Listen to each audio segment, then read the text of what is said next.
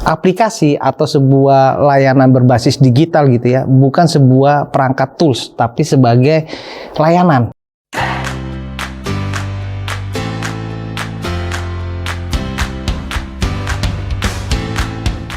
Halo teman-teman, jumpa lagi bersama saya dengan Coach Antoni Sarif. Kali ini kita akan membahas topik yang lagi menarik, yang lagi hot, yaitu adalah topik yang berkaitan dengan perusahaan startup. Yang kenapa perusahaan startup pada bangkrut, apa penyebabnya. Mudah-mudahan kita ada sesuatu yang bisa kita ambil. Sebelum Anda lanjut nonton video ini, silakan Anda subscribe, like, dan share kepada teman-teman Anda sehingga channel ini bisa bertumbuh. Kali ini saya nggak sendiri, saya bersama dengan Bro Noldi, yang beliau ini kemarin saya udah diskusi banyak dan saya kaget, saya terpukau. Dia banyak banget ilmu yang menurut saya ini kalau nggak dibagikan, kalau cuma saya doang yang dapat kayaknya rugian. Makanya kenapa saya mau sharing. So, halo Bro Noldi, apa kabar Bro? Baik. Yes, sebelumnya boleh cerita sedikit latar belakang lu Bro? Oke. Thank you Bro Arif, Yes. sudah diundang di channelnya Bro Arif. Sama-sama. Hari ini mungkin dari diskusi kita yang kemarin ada beberapa hal yang saya ingin sampaikan. Tapi sebelum itu, background saya hari ini sebagai karyawan di telekomunikasi. Oke. Sudah hampir 18 tahun saya di perusahaan telekomunikasi. Wow. Sebelum di perusahaan telekomunikasi, saya juga bekerja di sebuah perusahaan global e-commerce. Oh, oke. Tapi itu sebelum zaman sekarang istilah unicorn, dekakon, saya bekerja di perusahaan e-commerce dengan nama Global Source. Oke. Dan perusahaannya masih eksis sampai hari ini, tapi dalam konteks B2B e-commerce gitu ya. Oke. Itu tahun 2001 sampai 2003. Wow. Oke. Nah, status sampai saya hari ini tadi di perusahaan telco dan juga saya sebagai entrepreneur di fintech. Wow. Mungkin Wah, itu ini keren sebagai nih. singkatnya. Ini fintech nih ya. Nanti kalau gitu boleh nggak sih linknya fintechnya? Boleh. Boleh ya. Nanti Boleh. biar kalau teman-teman mau nyari informasi di sini aja. Boleh. Ya, tapi ngomong-ngomong fintech apa sih yang dijalankan? Saya lebih ke arah multi-channel payment point. Oke, bahasa sederhananya buat teman-teman yang nonton. Kalau teman-teman ingin cari dalam konteks inventory pulsa, e-wallet, voucher games, itu kami bisa support gitu. Wah, kontak ya. Nanti Ya. linknya ada di sini, tinggal Ya. kontak ya. Oke, Bro. Berkaitan dengan startup ya. Kan Oke. kita kemarin aku dengar ada beberapa perusahaan kayak melakukan pemecatan lah ya, kayak Ya. JDID, Ya. pemecatan kepada 200 karyawan. Betul. Gitu ya. Kemudian ada bukan hanya JDID ya, ada beberapa bisnis lainnya kelihatan juga goyang. Bahkan saya dengar-dengar kayak Netflix pun kayaknya rada-rada nih kayaknya ada isu-isu tertentu. Ya. So, yang saya mau ngebahas sedikit gini nih, berkaitan dengan apa sih yang terjadi ya, kayak JDID, kalau nggak salah Zenius juga kena problem gitu ya. Terus ada uang teman juga kena problem. Mungkin boleh dianalisa apa sih sebenarnya penyebab kenapa mereka problem tuh? Oke. Mungkin beda mungkin ya startup hari ini dalam konteks bagaimana mereka merunning sebuah seed embryo startup terus menjadi incubation sampai ke arah komersial dibandingkan zaman dulu startup berkembang gitu ya, karena saya bisa dibilang dulu e-commerce bisa dibilang berangkatnya bukan sebagai startup langsung tapi menjadi korporasi gitu. Nah, yang menarik adalah dunia startup sekarang itu melihat bahwa aplikasi atau sebuah layanan berbasis digital gitu ya, bukan sebuah perangkat tools, tapi sebagai layanan. Itu yang menjadi menarik hari ini. Layanan itu lebih impact-nya ke B2C biasanya kan? Iya, betul. Ke consumer gitu ya. Betul. Dalam konteks ini memang yang menjadi menarik adalah saya melihatnya teman-teman di startup kadang-kadang tergesa-gesa bahwa mengakses sebuah market itu captive-nya saja gitu ya. Tapi kadang-kadang teman-teman harus juga melihat bahwa kekuatan dalam konteks running sustainability-nya sebuah startup itu yang terpenting dibandingkan captive-nya. Kadang captive itu bisa kita lalui dalam 1 tahun berjalan, atau bisa jadi captive itu malah terjadi 10 tahun karena resiko dan dalam konteks eksternal itu kan banyak. Regulasi, pemerintah. Betul. Artinya itu yang mungkin kadang-kadang teman-teman melihatnya harus lebih wise gitu ya, melihatnya tidak hanya dari segi captive tapi juga melihat dari segi pergerakan behavior dan regulasi terutama gitu ya. Nah, yang aku penasaran gini ya. Ini saya sengaja gue masuknya agak lebih menarik ya, lebih challenge ya. Karena menurut saya konten-konten yang lain menurut saya udah banyak banget tuh ngomongin macam-macam tuh bro. Betul. Tapi ada satu yang saya pengen ngulik sih. Kita coba misalkan gini contoh. Kalau gue mau bikin startup, sebenarnya apa sih catatan yang paling penting yang harus diwaspadai dengan teman-teman yang mau buat startup? Jangan sampai kasus yang kayak gitu terjadi gitu. Betul. Oke, menarik itu.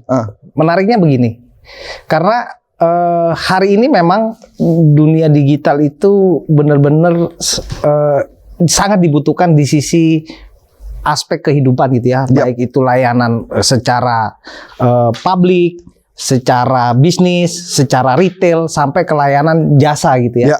Aspek itu terbuka sangat luas gitu dari sisi startup. Nah, yang menariknya adalah melihat celah atau niche dari sebuah bagaimana kita membangun sebuah bisnis itu, bahwa sebenarnya di dalam startup itu kita tidak hanya bisa mensolusikan masalah yang terjadi di sebuah vertikalnya, industrinya atau horizontal, atau horizontalnya gitu ya. Kenapa? Yang perlu kita lihat bahwa adalah impact dari aplikasi ini, sebenarnya layanan kita itu bisa hidup sustain atau tidak. Maksudnya begini, lebih detailnya gitu ya. Kalau kita hanya bisa contoh kita melayani sebuah ride hailing, industri ride hailing gitu ya, logistik. Nah, yang menarik adalah ride hailing hal ini dia berbisnisnya dalam konteks fee dan partnership, begitu kan ya? Oke, sistem dapat duitnya gitu ya? Ya, sistem duit, alur bisnisnya kan begitu. Ya, alur dapat uang rezekinya. Ya. Dalam konteks ini dari sisi kepentingannya ada dari segi kepentingan startup sama kepentingan partner, yaitu para ridernya atau ride hailing ojeknya gitu ya. Yang menarik adalah komisinya gitu. Tapi dari sisi startupnya ini kan mereka sangat butuh dari traffic order. Ya, betul. Nah, mereka melihat marginnya berapa persen sih ketika mereka berpartnership, karena mereka harus membagi dengan partnership mitra, sama dalam konteks ada mitra lain mungkin toko atau warehouse gitu ya. Sehingga muncullah kadang-kadang yang menarik use case ini, kenapa bisa sustain si ride hailing ini menjadi sebuah aplikasi yang bagus gitu ya. Karena dia menempatkan ada inventory di dalamnya. Misal, kebutuhannya apa inventorinya? Si ojek ini butuh pulsa, dia beli. Misal gitu ya. Walaupun bukan ini promosi fintech ya. Artinya gini, artinya contoh, kalau di education gitu ya. Di education kita tidak hanya menjual modul.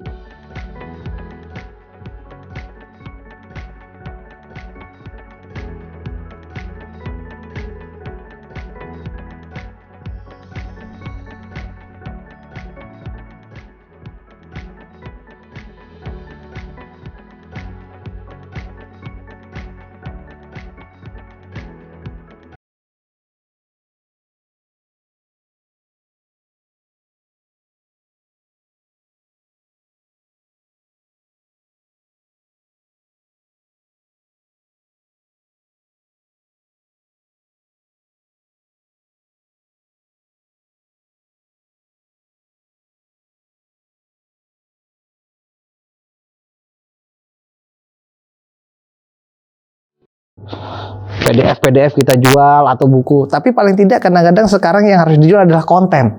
Kalau kita bekerja sama, contoh dengan Bro Arif yang hari ini memang expertise di education gitu ya. Kadang-kadang modul itu memang satu hal menarik dalam konteks bisnis gitu ya. Bisa kita bisnisnya partnership sebagai kontributor atau menulis sendiri. Tapi dalam konteks lain, keterbatasan ini perlu interaktif dalam arti apa? Ada konten lain. Misal Bro Arif tidak harus selalu bikin konten, bisa berpartner dengan siapapun dalam konteks ini. Sehingga startup ataupun aplikasi layanan yang kita delivery ke target market kita itu mensolusikan dan interaktif mereka dapatkan. Artinya tidak hanya baca, karena kan habit orang itu kan bisa baca, bisa melihat kan, gitu. Dalam konteks membuat startup, artinya gini, yang saya ingin sampaikan gitu ya. Kadang-kadang kalau ingin fokus ke sebuah startup, fokus dulu ke core-nya dulu.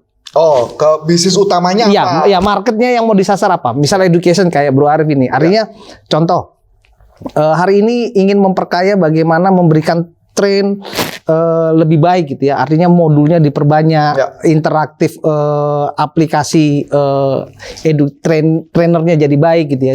Apalagi dengan metode yang Bro Arif punya hari ini dalam konteks Solution Card 2.0 itu menarik gitu ya. Artinya yang menarik adalah menurut saya ini fokus dan proven, setelah itu kita upscale. Dalam upscale-nya apa ini? Misal yang jadi menarik gitu ya, sebagai long term saya melihat orang yang punya visi, dan saya rasa itu sudah dibaca oleh Bro Arif gitu ya.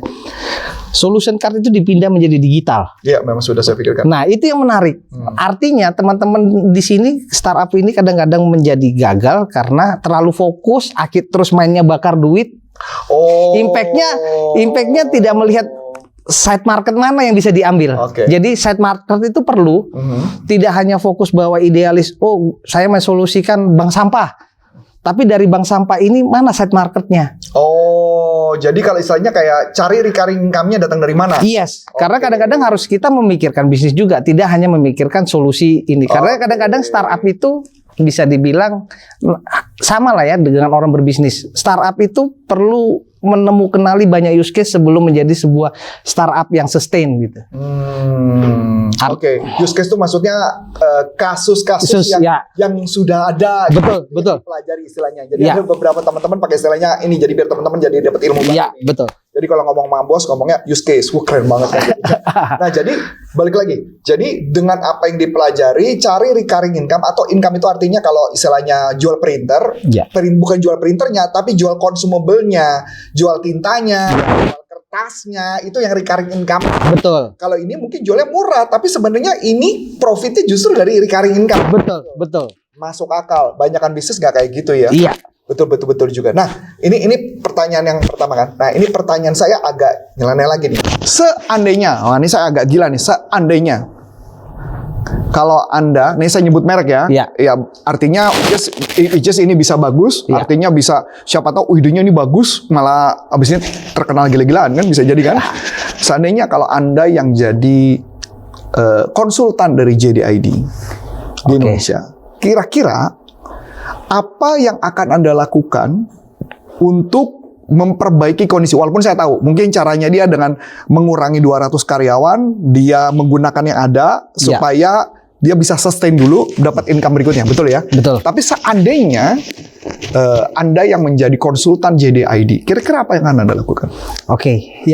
Yang menarik adalah hari ini kadang-kadang startup ini konteksnya, dalam konteks yang saya ingin tangkap adalah bagaimana startup itu membangun sebuah organisasi. Karena bisnis itu tidak hanya ngomongin market, tidak hanya ngomongin finance, tapi ngomongin organisasi juga. Setuju. Dalam konteks ini, kalau saya sebagai konsultan, yang ada saya lihat adalah bagaimana bisnis model organisasinya si startup ini dalam membangun. Karena kenapa? Kadang-kadang mengelola sendiri itu penting nggak penting? Mengelola sendiri itu penting nggak penting? Maksudnya nggak harus semuanya bisnis itu diambil gitu, take over. Jadi fokus pada core gitu maksudnya. Betul. Lanjut. Yang kedua adalah dalam membangun sebuah organisasi itu kita juga harus melihat lagi ujungnya, financial sustain kita terhadap long term organisasi kita mau kemana gitu. Kalau finansial kita itu hanya bisa mengamankan organisasi kita untuk berjalan running bisnis tahun 2 tahun, fokus dulu ke situ. Artinya jangan terlalu membuka lebar skala organisasi kita gitu. Terlalu besar. Kalau kita perlu ingin tadi kayak istilah saya set market, kenapa kita nggak partnership?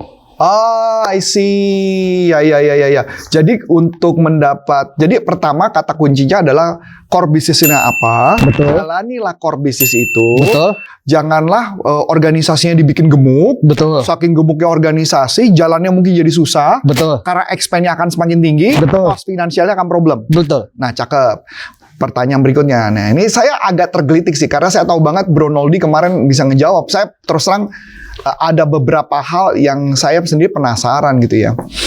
Kalau misalkan kita bilang Zenius ya. Zenius ini. Saya nggak tahu apakah Bro Noldi mengamati apa enggak nih. Belum pernah download, tapi beberapa startup banking saya Semua saya download. Oh, bukan Zenius, Zenius yang pembelajaran pendidikan. Oh, iya. Oke. Pendidikan anak-anak Oke. Tadi kan sempat juga ngebahas tuh. Yes. Kan pendidikan mereka kan SD, SMP, SMA. Ya. Betul ya? Ya. Bayar nilai sekian. Betul. Dan kemudian Zenius juga kayaknya rada goyang-goyang nih. Betul. Nah, kalau misalkan kita ngomong site, ini biar dapat ide kreatif aja ya, mudah-mudahan bisa ngebantu. Ya. Site-nya, kalau untuk anak-anak sekolah itu, apa yang harusnya mungkin si teman-teman di sana, kalau kita jadi konsultan, apa yang akan kita bisa lempar ide kepada mereka ya? Oke. Terkait dalam konteks industrinya berarti Industrinya ya? kan, karena anak sekolah kan jelas tuh, pelajarannya cuma pelajaran sekolah, mereka mau ngejar ujian kan itu Iya. Zenius, software Zenius atau aplikasi yang model-model sejenis kan modalnya arahnya ke sana bisnisnya. Betul. Oke. Dalam konteks hari ini education itu menurut saya banyak hal yang berubah. Artinya kecepatan industri di dunia digital khususnya startup yang paling harus sering melakukan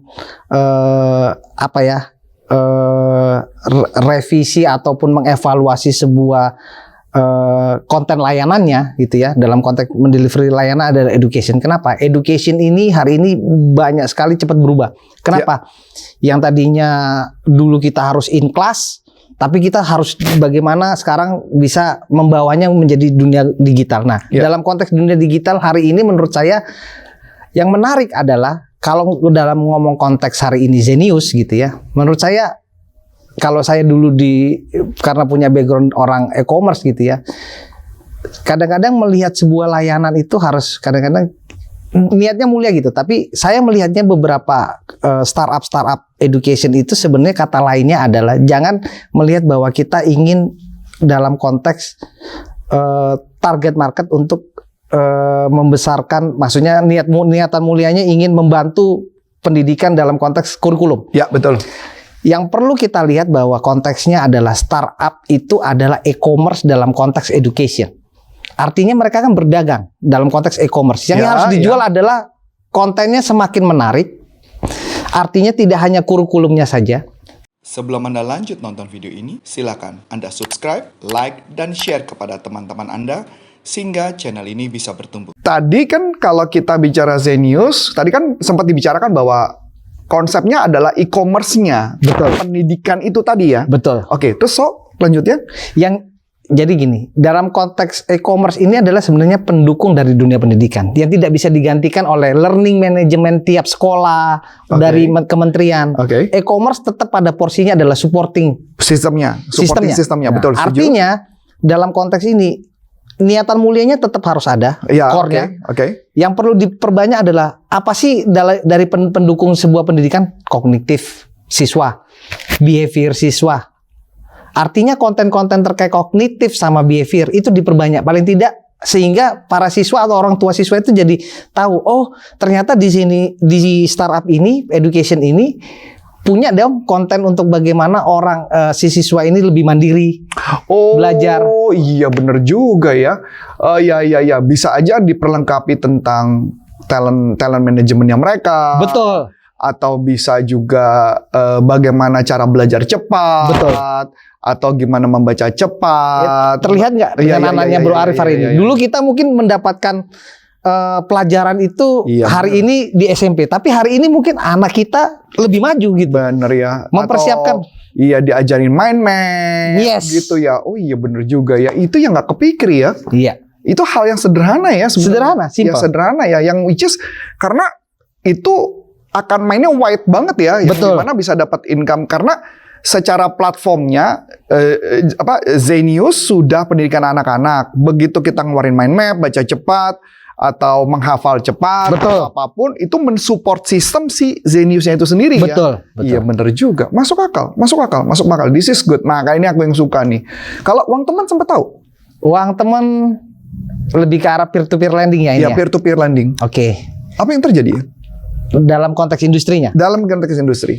Kalau dalam konteks peer-to-peer, menurut saya yang menjadi tantangan kita di Indonesia hari ini adalah regulasinya gitu ya. Oke.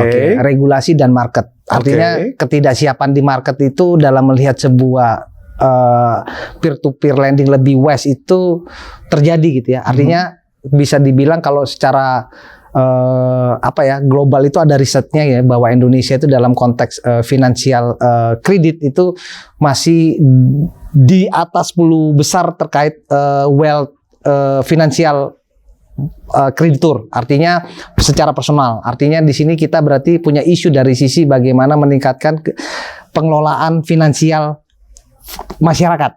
Dalam konteks ini memang isunya akan terjadinya masalah fraud dan sebagainya. Oh, oke. Dan itu yang lagi mereka hadapi. Iya, dalam konteks fraud, dalam konteks bagaimana kadang-kadang kan yang menariknya adalah ketidakseragaman dalam konteks cara perhitungan, kalkulasi. Walaupun tingkat suku bunga itu sudah dipatok dan sebagainya, tapi dalam konteks lapangan kadang-kadang kan jadi bervariasi gitu. Nah, bervariasi ini kan yang kadang-kadang ketidaksiapan masyarakat kita melihat, oh tidak ada bukan salahnya si startup, tapi startup juga melihat peluang kan. Nah, dalam konteks ini perlu kedewasaan masyarakat juga dalam memakai layanan peer-to-peer gitu. Kalau nggak salah uang teman, kalau saya nggak salah ya, uang teman itu masih satu grup sama Gojek bukan?